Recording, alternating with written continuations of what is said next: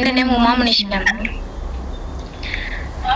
இன்னைக்கு வந்துட்டு நான் வந்து எப்பவுமே அடுத்தவங்களை டிபெண்ட் பண்ணி வாழணும்னு நினைக்கவே மாட்டேன் மேம்.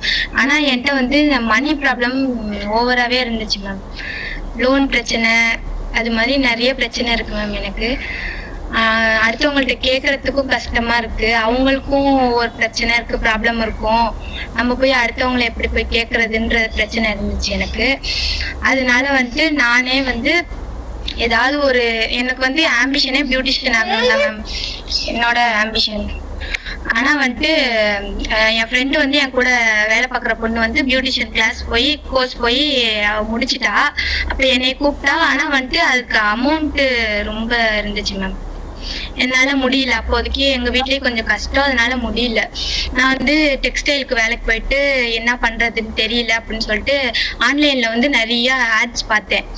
ஆனா அதுல வந்து கால் பண்ணி கேட்டப்ப எடுத்தோடனே அமௌண்ட் தான் பே பண்ணணும்னு சொன்னாங்க. அமௌண்ட் பிரச்சனை எனக்கு இருந்தனால என்னால முடியல. நான் வீட்டுல சும்மா தான் இருந்தேன். ரொம்ப கஷ்டமா இருந்துச்சு. நம்மளால ஒண்ணுமே முடியலையே, லோன் பிரச்சனையே ஓவரா இருந்துச்சு.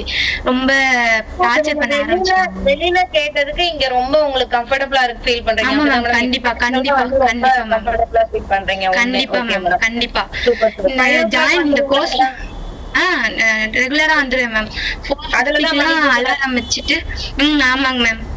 இப்ப வந்து நான் ரெகுலரா மணி பூஜையும் பண்ணிட்டு இருக்கேன்.